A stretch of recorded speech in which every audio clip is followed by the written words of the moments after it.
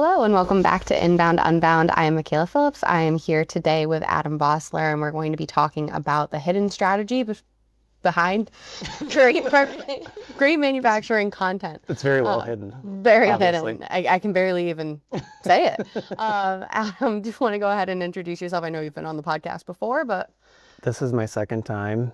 I was surprised I was invited back, but it's great to be here. So great.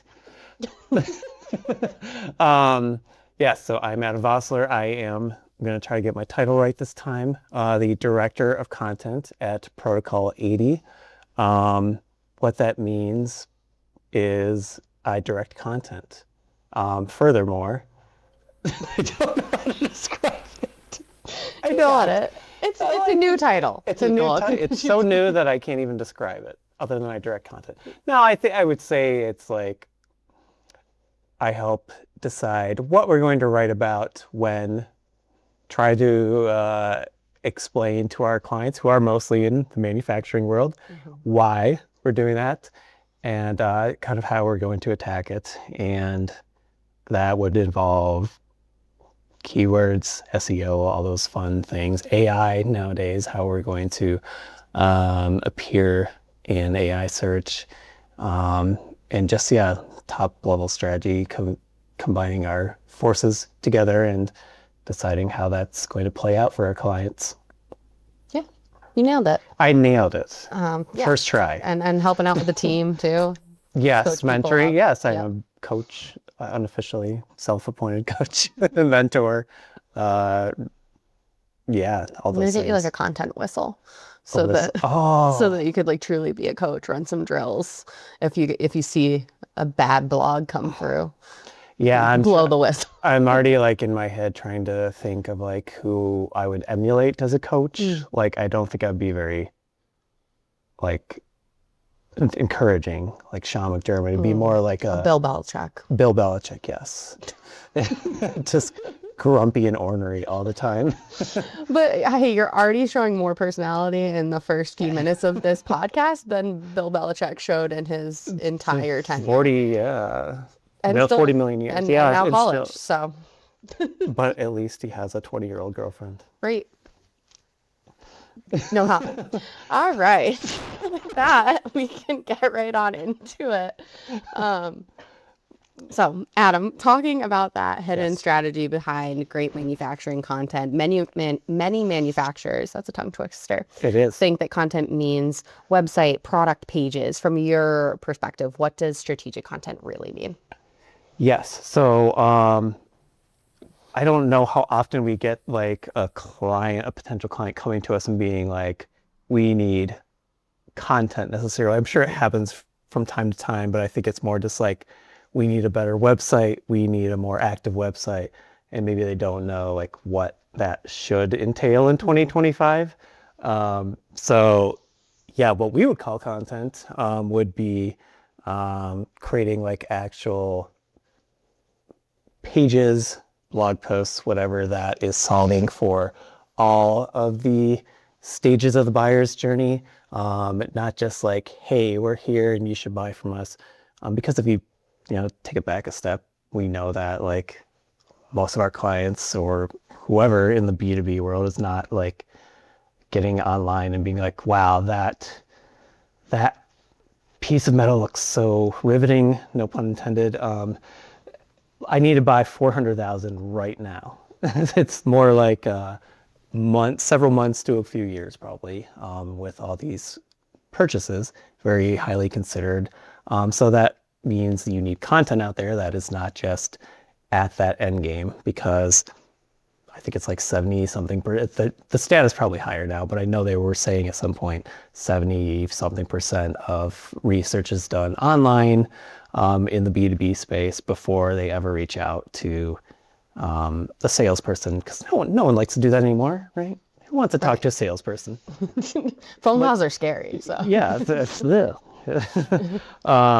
so because of that, you want to create content for all those stages and not just that here's why we're awesome stage. And that way you're gaining traction in Google and AI search. Before that buying stage, you're there, your name's there, you're building trust. You sound trustworthy, or you look trustworthy, and then when they are finally ready, then wow, look, here we are, and they know who you are already, and they're also more educated buyers, so it makes those sales conversations easier, I think, because they already kind of know like what's up and what they should be looking for and looking at. Absolutely. To your point, we find that leads that come in, especially from organic sources, so people who have done that upfront that Adam was talking about, that 70%, once they're there, they're more educated, they have less questions. So that's great for many of our clients in the B2B space because it's long sales cycles already. This helps to move them along a little bit further. And even for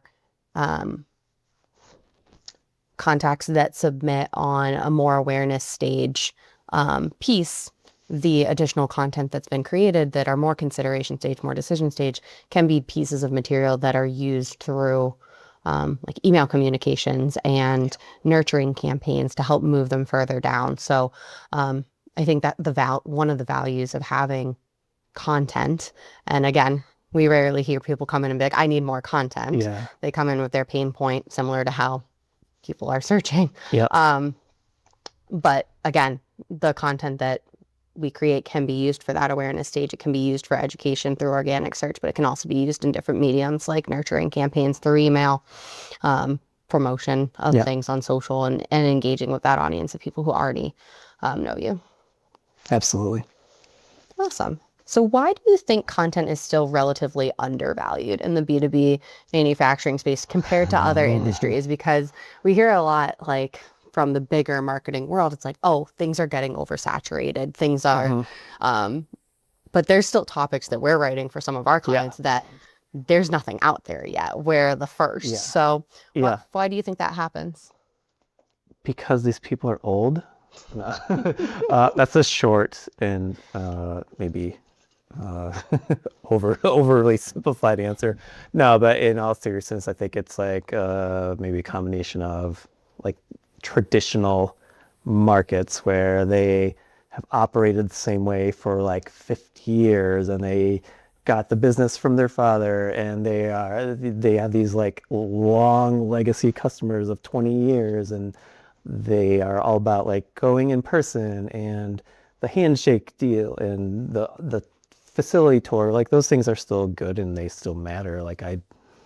That's how I would like to do business nowadays, but the reality is like that's not how at least that early portion of it is usually going, unless you have like some strong word of mouth, and you just already know you're going to go try someone. There's going to be that long like fact-finding period where that's going to happen online, and I think they're getting better. It's like, so I've been doing this for 8-9 years, and it's definitely gotten better. But I feel like we still have to explain like what inbound marketing is. Often we still have to explain what SEO is sometimes, even though that's been around, I don't know, 20 years. So I think it's just the nature of like, it's funny because some of these people are making like these crazy like solutions. Like we have or have had clients who are like making like parts that no one else in the world is capable of making for like a Porsche or like just some crazy like techie solutions, or just advanced like engineering knowledge, but like they still digitally are not necessarily very savvy. And I think too, a lot of that, to your point, comes from when we first started the business, or as the business got successful, it was a lot of word of mouth, long-term relationships. Yep. Which means that oftentimes there's not a true marketing person in that seat. Yeah, that's and so true. I think it's harder for them to stay up on trends or have that deep knowledge, because again, they're focused on creating these super innovative solutions. So I think that's another area, to your point, where the marketing of it all gets a little bit left behind or buried, and it's almost viewed as a nice to have rather than a need to have a lot of times. Less so now. I think just everyone is getting more digital. Yeah. There's also businesses are changing from the way that they used to do it to truly grow. They need to have that digital or online presence. So Yes. all good points there. Yeah, it's just an interesting like paradox. Like we can do these insane things that no one else can do, but also like, how does the internet work? And Like, can you get me off Google? can you get yeah, didn't we have someone say like, I'm on Google too much? Right. You I was can getting you too fix many that? leads. I'm getting too many leads. Oh gosh, yes. But hey, that's what makes it fun, and that's what keeps us sharp. It's funny because at times we're, especially at the director level, we're converting with our conversations are so high level marketing, so ingrained in the marketing that there's times where I like have to zoom out and be like, oh, that's a word that not everyone Yes. is super familiar with, Yep. and kind of breaking Yep. it down. I Yep. if you've been listening to this podcast enough, you probably have heard sometimes and you're like, now what is that? Yeah. And I'm sure our clients or even people watching this sometimes like want to strangle someone like me, because it's like I can make them magically rank in Google for these obscure terms, but like I can barely pump my own gas. So that's where so I get it both ways. Yeah. Yeah, so everyone has their strengths. Yes. Like ask me to change a tire. No. That's why I have AAA. What? I've only ever had to change a tire once. And you did it successfully. I can see you figuring it out. Well, it was like shortly after I started driving. My dad had done like a whole like tutorial on a nice summer day Of course. like Nice best. summer day. Well, yeah, because you have to have the best conditions to like Yes. learn it. Yes. And then of course, when the time came, I was like driving home from college in New York all the way to Massachusetts, outside of Albany, and it was snowing. Snowstorm. Yeah. But luckily, I knew generally what to do, and then some people stopped to help, and so it went a little bit faster. Damn. But yeah, you never get a flat tire on a sunny day. That's an analogy for life. Beautiful. All right. What problems do you commonly see when content is created without a strategy behind it? I feel like we see a lot of times contacts or new clients for us come in and they have content, Yes. but it's not always the way that we would recommend it being done. That is true. Sometimes they have, I feel like it's rare that we get lucky enough where when we have a new client and they already have like a database built up of resources, I feel like 95% of the time we have to just totally overhaul it, which is a bummer. Right. But yeah, I think it comes back to kind of again like a who, what, where, when thing, like a lack of awareness of like what actually is impactful from a marketing and sales standpoint. I think people want to talk about themselves all the time just because that's what they were trained to do back in the day. Like, and just like people nowadays are so, to your point about saturation, I think with anything, even if they're not oversaturated from hearing marketing messages in their line of work, there's still like the other 16 hours a day every day where it's just like they can spot anything from a mile away if it's not genuine and it's not like customer focused. So I think, so like from, I said who, what, where, when, like, so for what, it's like they don't necessarily understand what to write about. They're writing about a blog post about their holiday party. Like no one cares what that Carol in accounting brought a fruitcake. Like, how is that a good use of your marketing time or dollars? That's not solving, a pain point of a potential customer, which is what we want to be putting out there and ranking for. And that leads to like, okay, then there's who. They don't know who they're writing it for. If maybe they haven't done enough research or workshops to really understand their buyer, or they do and there's like a disconnect with marketing. The people actually writing it aren't necessarily thinking in that way. which is why every time we onboard a new client, as you know well, we have those exhaustive workshops where we figure out what their brand voice is, what their buyer persona looks like or personas, what their buyer's journey looks like, and we, unless it's like a super time crunchy type project, like we don't start writing content until all those are done, or else we kind of hold them to that.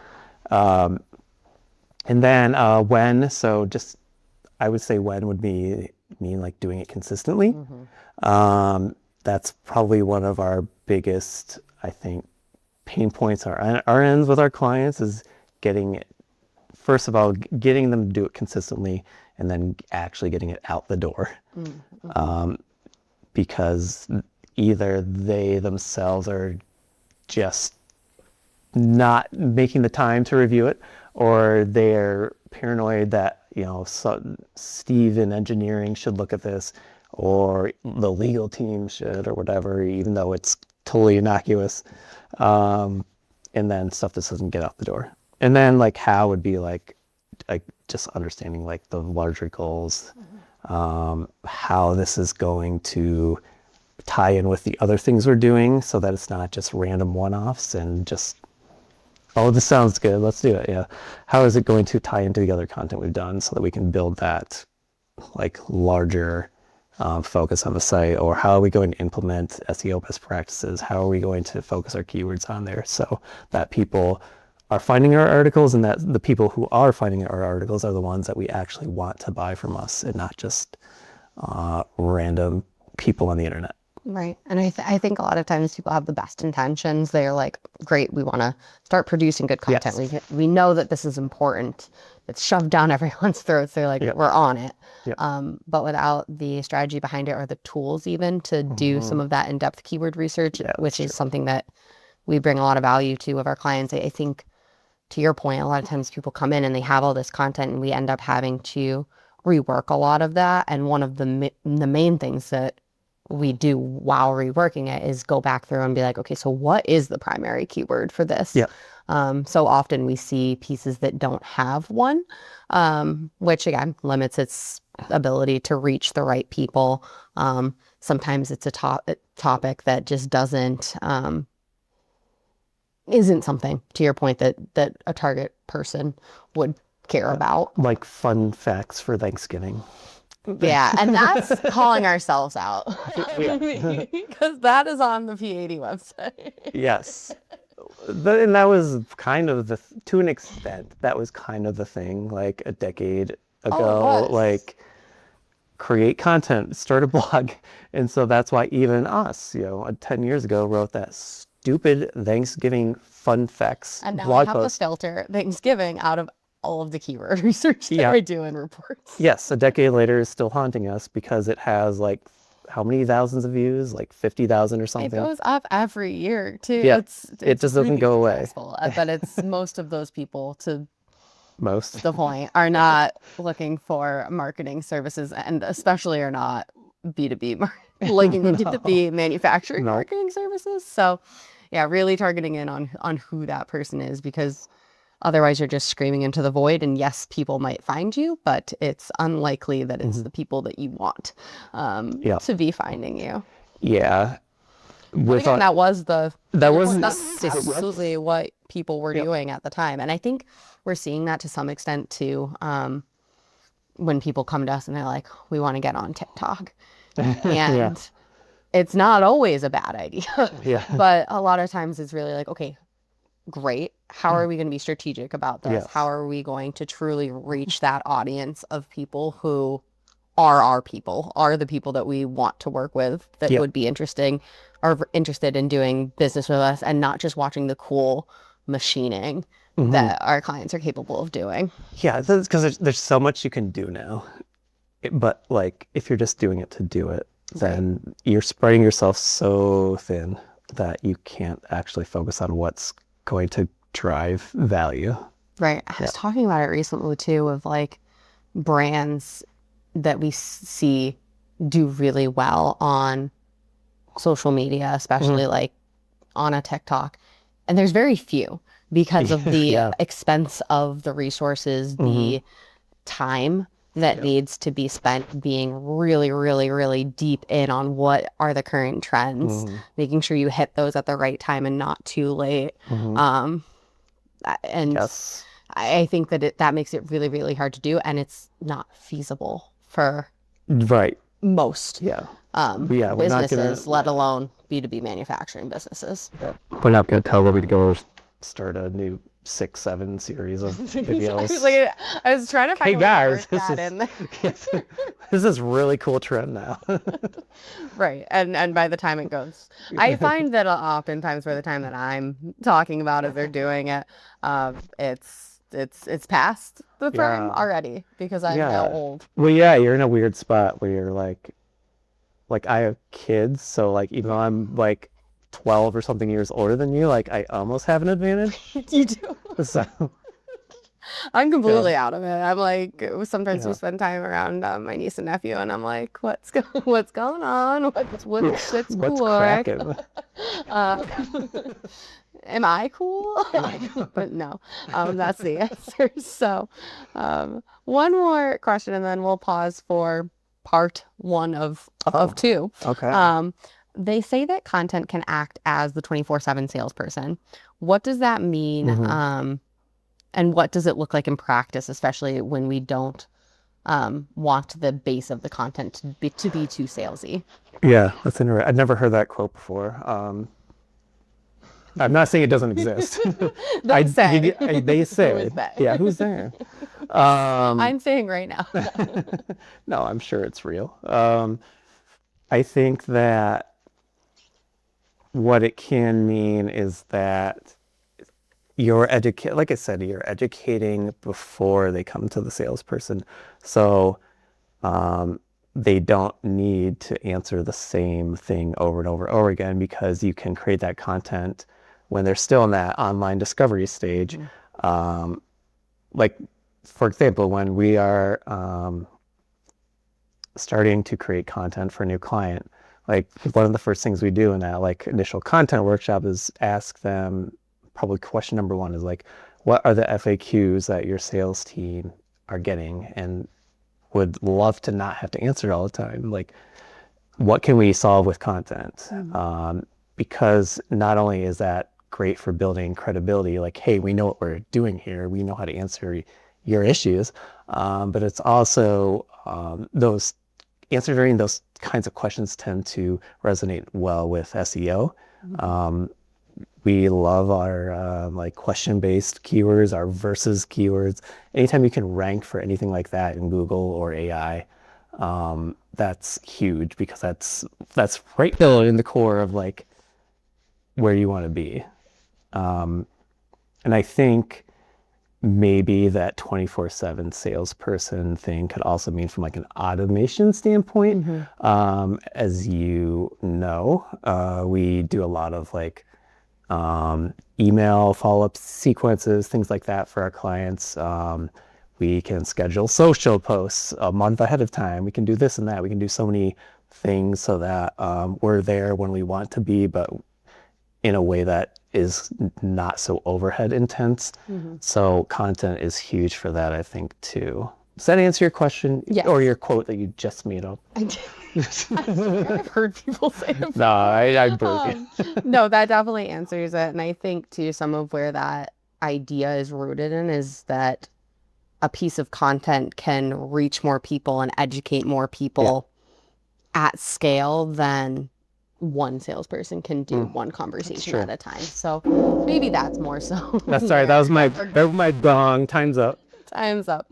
So with that, we will move on to part two of this episode. Thank you so much for listening. If you have any questions, if you have any topics that you'd like us to cover, please go ahead and shoot us an email at info@protocol80.com or visit our site at protocol80.com, and we will be back in our next episode.